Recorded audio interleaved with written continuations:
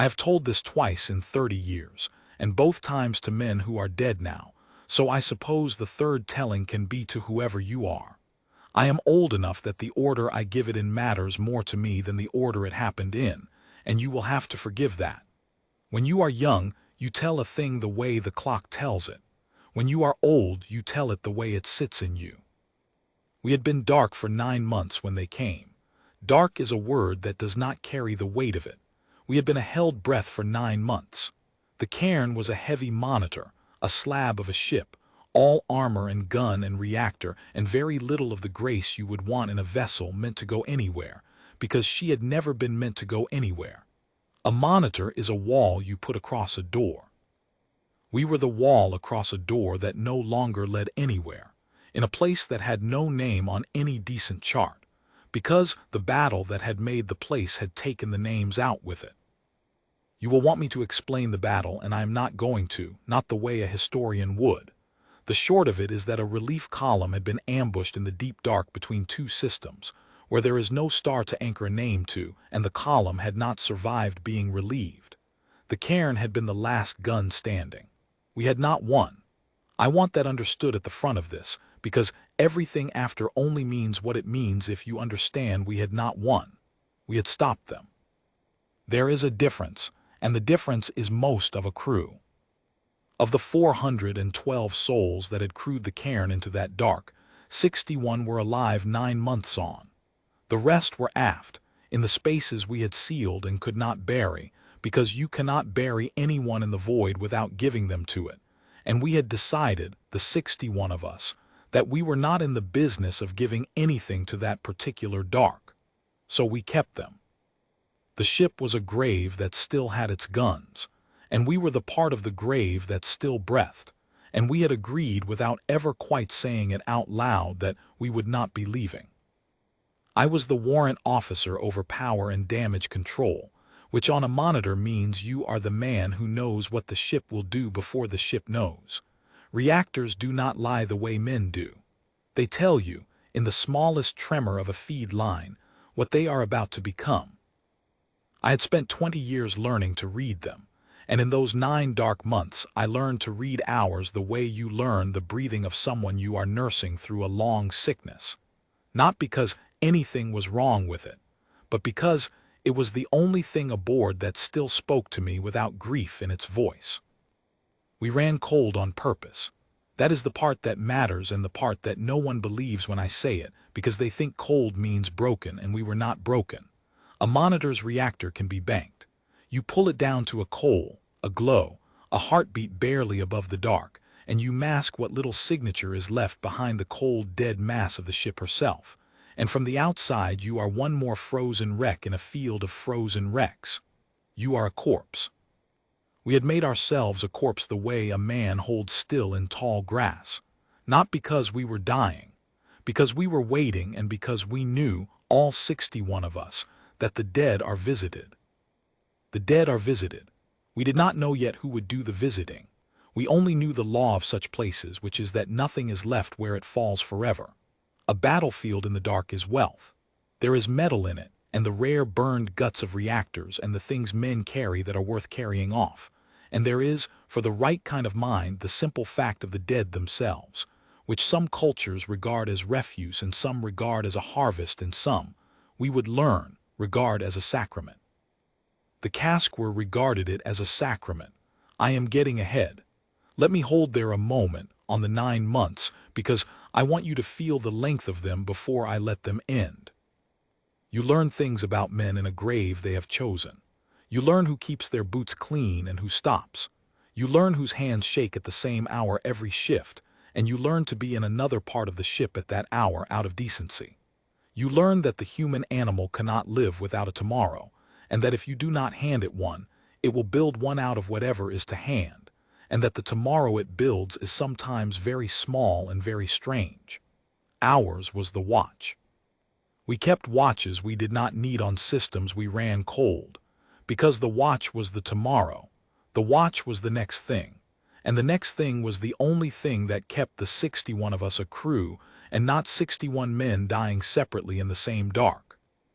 Our captain by then was a woman named Adiz Orach, who had been the second officer of gunnery when the battle started and was the senior surviving line officer when it ended, which is a sentence that holds a great deal of horror in it if you stop on it, and I will not ask you to stop on it. She was 34 years old and she had aged the way iron ages, not soft, only darker. She had made one decision in those 9 months that I want you to know about, because it is the spine of everything that followed. She had kept the guns live. Banking a reactor to a coal does not mean you have no fire. It means you have hidden the fire. Orich had decided early, against the counsel of better-rested men, that we would keep the firing solutions warm. Not the guns themselves run out and glowing, that would have been a beacon, but the long quiet machinery behind them, the targeting, the load chains, the capacitor banks that a monitor's main batteries draw from, all of it held at the edge of ready behind the cold mask of the dead ship. It cost us. It cost us in the slow bleed of a banked plant kept warmer than a corpse should be, and it cost me sleep, because keeping a thing at the edge of ready for 9 months is harder on the keeper than keeping it cold or keeping it hot. The edge is the hardest place to hold. I asked her once in the 8th month, why? Not in challenge. I was past challenge by then. I asked the way you ask a thing you already half know to hear it said. She was in the gunnery plot with a cup of the gray recycled water we all drank by then, and she did not look up from the dead board. Because someone is coming, Tomas, she said, and when they come they will think they know what we are, and I would like very much to correct them. That was the whole of it. I have turned it over for 30 years and I have not found a deeper bottom to it. She was not planning a battle. She was planning a correction. There is a coldness in that word that I have come to think is the truest thing I have ever heard a human being say about what we are. Not vengeance, not survival, correction. The setting right of a misapprehension, as though the universe had filed us under the wrong heading and she intended to be present when it learned its error. They came in the 9th month, on a watch that was mine. I felt them before the sensors did, which sounds like an old man's vanity and is not. I have told you the reactor speaks. In the dead of that watch, our banked plant gave the smallest flutter in its containment feedback, the kind of flutter a plant gives when something massive moves through the field nearby and shifts the thin grit of debris against the hull in a way the trim systems must answer for.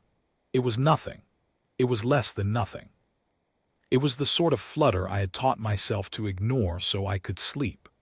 But I had not slept in 2 days, and so I was awake to feel it, and I did not ignore it, and I have wondered since whether the whole of what followed turned on the fact that one tired man did not roll over. I called the watch officer. We brought up the passives, not the actives, never the actives. The actives would have been a shout in a silent room, and we listened. And out of the dark, slow and patient and utterly without fear, came the Casquer. I want to describe them to you the way we first understood them, which is not the way I understand them now, because the first understanding was the one we acted on, and the first understanding is what nearly broke our nerve. They were a swarm, but the word swarm gives you the wrong picture. They were not fast and they were not many in the way insects are many. They were a long, slow procession of vessels, large and small, moving through the wreck field with a deliberateness that was somehow worse than haste. Haste you can understand. Haste is afraid. The Casquer were not afraid of anything in that field, because everything in that field was dead, and the Casquer did not fear the dead. They tended the dead. That was the thing we did not yet grasp, and would learn at a cost. The large vessels were what we came to call reliquaries, vast, slow, soft-edged things, more vault than ship, hulls grown rather than built. Ridged and pale and patient. Around them moved the smaller craft, the tenders, the harvesters, the things that did the close work. And the close work, we watched on the passives for an hour before we understood it, was the gathering of the dead. They were going wreck to wreck. They were entering the broken hulls of the relief column, the ships that had died around us, and they were bringing out the dead. Not the metal, the dead, the men. They handled them, I am choosing this word with care, they handled them gently. The tenders would attach to a breached hull, and a soft-limbed thing would go in, and after a time it would come out cradling what it had found and bear it back to the reliquary, and the reliquary would take it in. There was a ritual to it. There were pauses we could not read, attitudes the tenders held that meant nothing to us and clearly meant everything to them. They were not looting our dead. They were collecting them, reverently, as though they had every right. I have to tell you what that did to 61 men and women who had spent 9 months refusing to give their dead to the dark. I have to tell you that the first thing it was, before it was anything else, was unbearable. We watched alien hands carry out the men we had sealed away, the men we had kept, the men we had decided we were not in the business of surrendering, and we watched them be carried with a tenderness that was somehow the most violating thing of all, because tenderness implies ownership, implies a relationship, implies that these were now theirs to be tender with. They were taking our dead into their vaults as though our dead had only ever been waiting for the proper authority to come and claim them. Orich came up to the bridge in her stocking feet. Someone had woken her. She stood and watched the plot for a long time and said nothing, and I watched her hands, because her hands were where she kept what she did not say, and her hands were perfectly still, and that stillness was the worst thing I had seen in 9 months of bad things. "They think we lost," she said at last, "not to me, to the plot." "We did lose, ma'am," said the watch officer, who was young and meant it kindly, and was wrong in a way he did not understand. "No," Orich said, "we stopped them, we are still here, you do not lose a place you are still standing in." She turned then and looked at the slow procession of vault ships gathering up our dead, and her face did something I cannot name even now. "They think this is a graveyard, they think a graveyard is theirs to harvest." She was quiet a moment. "It is a graveyard, but it is our graveyard and they have not asked." Now I have to do the hard work of telling you what the Casquer were, because if you do not understand the Casquer you will think what we did was simple, and it was not simple. It was the unbinding of a thing older than them, and the unbinding is the whole of the story.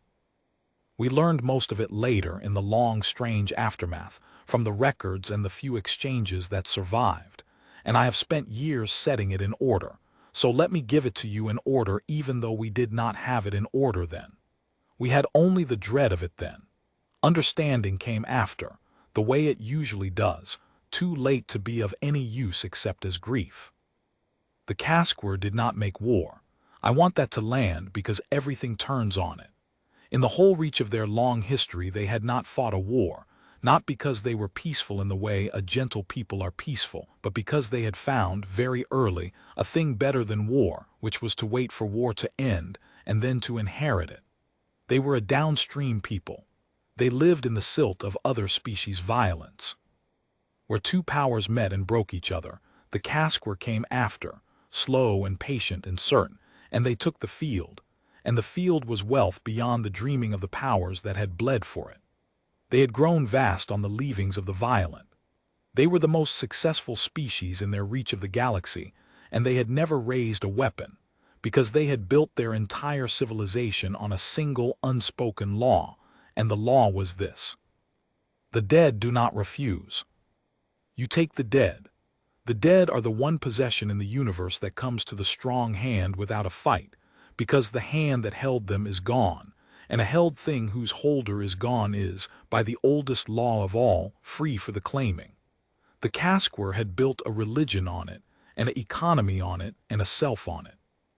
To be Casquer was to be the one who came after, the one to whom the dead were given, not by the dead themselves but by the simple physics of death, which is that it ends the claim of the dying and opens the claim of the gatherer. Their word for themselves, as near as it translates, was not a name but a function. It meant, roughly, the ones to whom it falls. As in, it falls to us. The dead fall to us.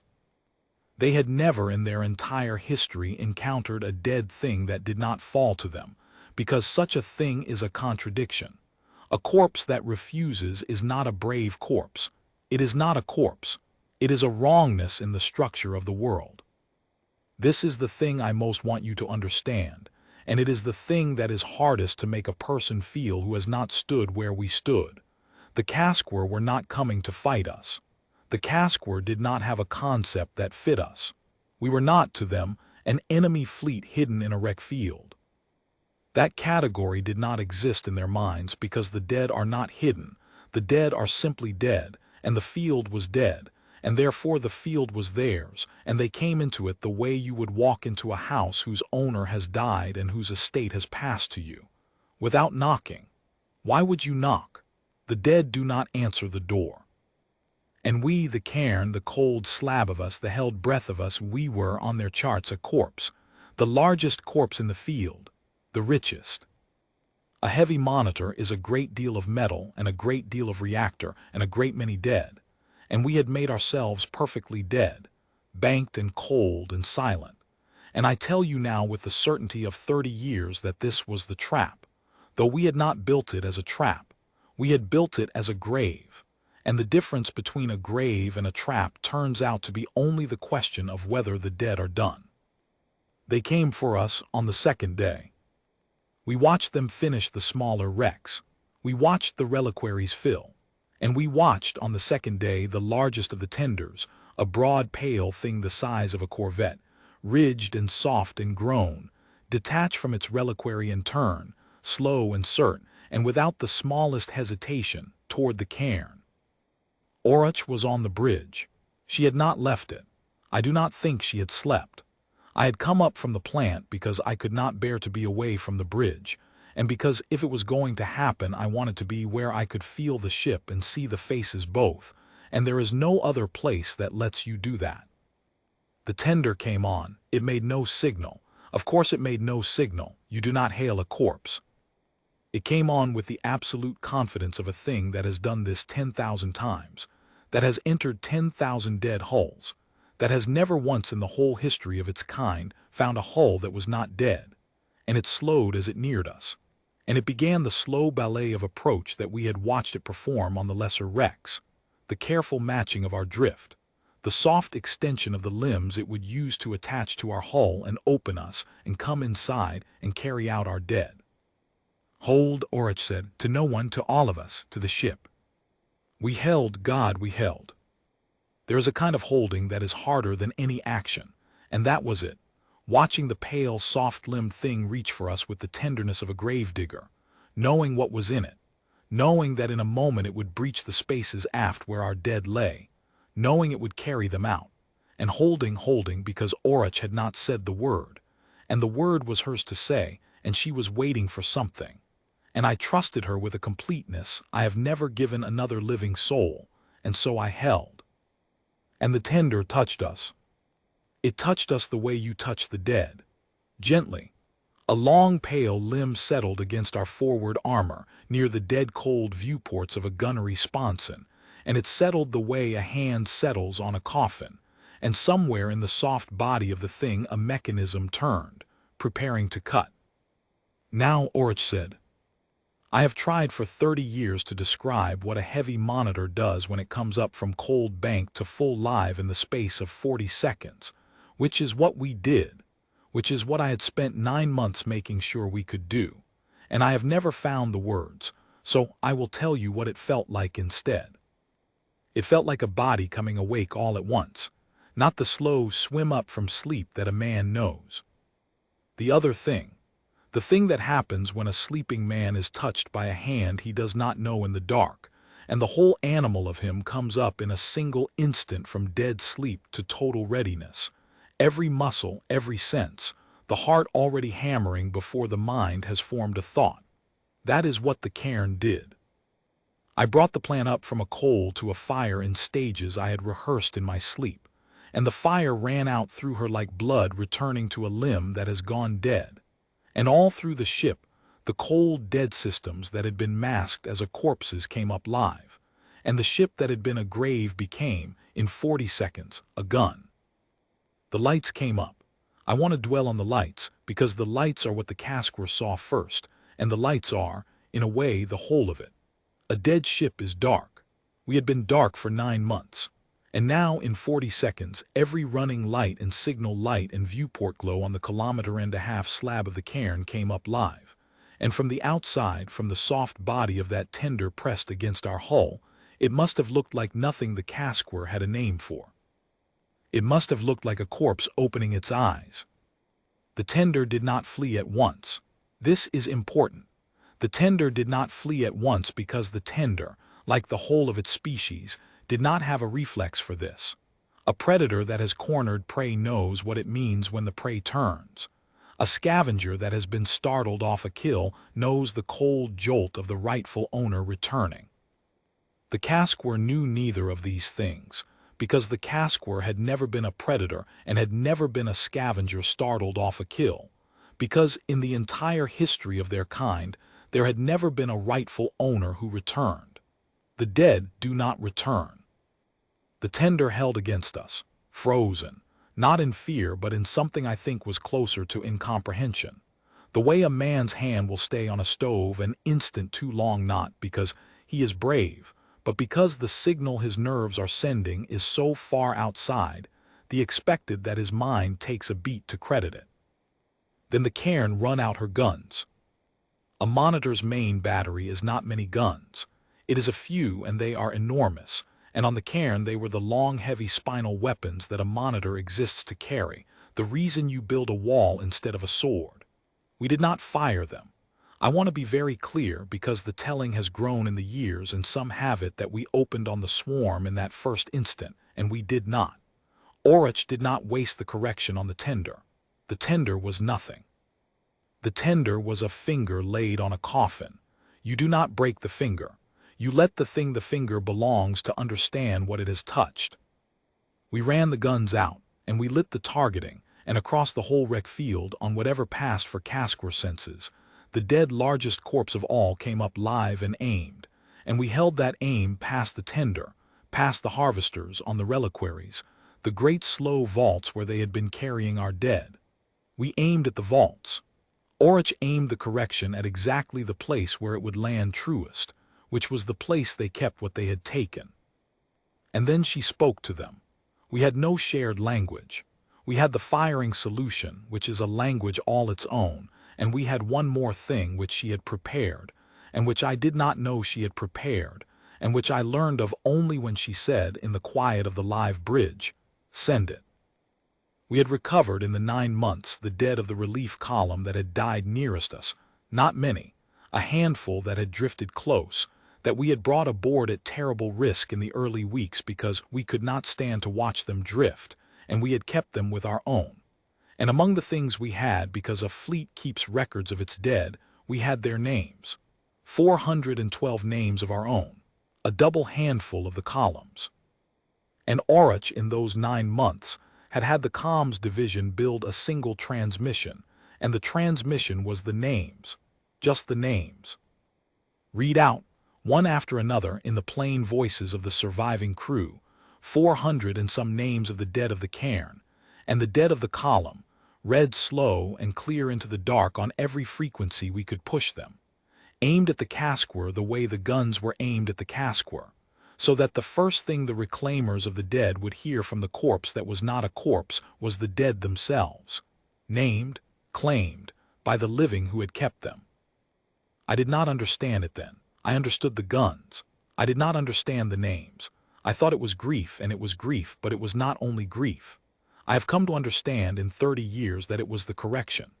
The casquer law was that the dead do not refuse, that a held thing whose holder is gone falls to the gatherer. And Orich, in the firing of the guns and the reading of the names, said to them in the only language that crossed the gap between us, "The holder is not gone. The holder is here. These dead are held. They were held when you came, and they are held now, and they will be held when you are gone. There is no estate to inherit. There is no door that does not answer. We are still standing in our graveyard, and you did not ask, and the dead you carried out of these hulls are not yours, and you will return them, and you will go." They returned them. This is the part that the men I told before did not believe, and I do not blame them, because I would not have believed it either if I had not been on the bridge of the cairn with her guns run out, and the names going out into the dark, and the live fire of the plant trembling under my hand. The casquer returned our dead. The reliquaries, those vast slow vaults that had never in the history of their kind given back a single thing they had gathered opened, and the tenders that had carried our dead in carried them out again, and laid them back in the broken hulls where they had been found, with the same tenderness, the exact same tenderness, which I think now was not mockery, and never had been, but was simply the only way the Casquer knew to touch the dead, even the dead they were being made to surrender. And they laid them back, and they withdrew their limbs from those hulls and from ours, and the tender that had touched the cairn drew back its long pale finger and folded itself small and turned, and the whole slow procession of them, the harvesters and the tenders and the great pale patient vaults, turned and went back the way they had come, out of our graveyard, into the dark between the stars, and they did not come again. We did not fire a shot. I need you to sit with that the way I have had to sit with it, because it is the heart of the thing and it is the part that took me longest to understand. We did not fire a shot. We came up live, we ran out the guns, we aimed the correction, we read the names, and they gave back the dead and they left, and not one round left the cairn. 61 of us in a held grave, against a civilization vaster than ours that had grown fat on the leavings of every war it had ever outlived, and the correction was made without a shot, because the correction was never about whether we could kill them. We probably could not have killed many. They were too many and too slow and too spread, and we were one crippled monitor that could not move. If it had come to a fight, we would have died, the 61 of us, the way the 412 had died, and the Casquer would have waited out the fight and come back and taken the field and our dead with it, because that is what they were, and that is what they did, and they could afford the patience. It was never about whether we could win. Orich had not kept the guns warm for 9 months so that we could win. She had kept them warm so that, at the one moment it mattered, the corpse could refuse, and the refusal was the whole of it. The Casquer could not abide a corpse that refused, not because the refusal frightened them as a weapon frightens, but because the refusal was a hole torn in the bottom of the world they stood on. If the dead can refuse, if even one dead thing in the whole reach of the galaxy sits up under the gatherer's hand and says these are held, the holder is here, then the law is not a law, and if the law is not a law, then the Casquer are not the ones to whom it falls. They are only a people who have been lucky for a very long time in the kinds of dead they happen to find. We had taken their certainty from them. That was the correction, not their lives, their certainty. And it turns out that for a people built entirely on a single certainty, the loss of the certainty is the loss of everything, and they fled it the way you would flee a place where you had seen the dead sit up, because some part of you, ever after, would not be sure of the ground. I have thought, in the years since, about why it was us, about what it was the Casquer saw in those 40 seconds that broke a law older than their recorded history. And I do not think it was our guns, though the guns were real and the guns were aimed. I think it was the 9 months. I think it was that we had been a corpse so completely, so patiently, so cold and dark and dead, that when we came up live the contradiction was total. The dead thing was not merely armed. It was awake. It had been awake the whole time. It had been lying in its grave with its eyes open in the dark waiting for someone to come and try to take what it was keeping. I think the horror of us to the Casquer was not that we could fight. It was that we had been willing to be dead. That we had made ourselves dead and kept ourselves dead. 61 living souls in a grave we would not leave, holding our own dead against the dark for 9 months with no expectation of rescue and no intention of survival, only the cold, patient certainty that someone would come, and that when they came, they would think they knew what we were, and that we would correct them. That is the thing the galaxy did not price in when it counted us, not our weapons, our willingness. The galaxy looked at humanity and saw a thing that fought to live and priced us as a thing that fought to live, and the price was wrong, because we are also a thing that will lie down dead in the dark and keep our dead and wait, and a people that will do that is a people you cannot inherit. You cannot wait us out. There is no after the violence in which we are silt for the gathering. We hold our ground when we are alive, and we hold our ground when we are dead, and the holding is the same holding, and a species that does not understand the difference between a graveyard and a fortress. Because for us there is no difference, is a species that has never met us, and the Casquer met us in the dark on the second day, and they did not come again. We did not survive it. I should have said that sooner. The 61 of us did not survive it, not most of us, because we had never been going to. The cairn could not move. We had no relief coming. We had food and water and air for a while longer, and then we did not. We had made our choice in the first weeks, all 61 of us. The choice to stay with the ship and the dead and the door, and the coming of the Casquer did not change the choice. It only gave the choice a meaning we had not known it would have. We held our graveyard against the gatherers, and then the gatherers left, and then the dark went back to being the dark, and we went on keeping the watch we did not need. On the systems we no longer ran cold, because there was no longer any reason to hide, and one by one over the months that followed we joined the 412. I am the one who left.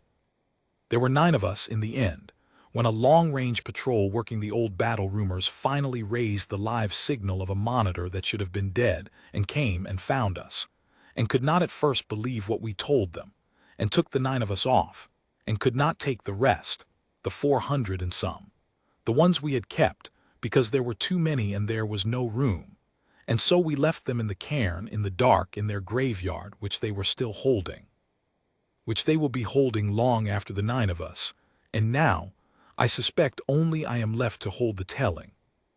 Orach was not one of the 9. I will not tell you how, because it is hers and not mine. I will tell you only that she died on the bridge of a ship she had made dead, and then made live, and then made dead again on purpose, with the guns run in and the names long since stopped going out, and that she died certain, which is the thing I most want for her, that she died certain, because she had taken certainty from a whole species, and she had earned the right to keep some for herself.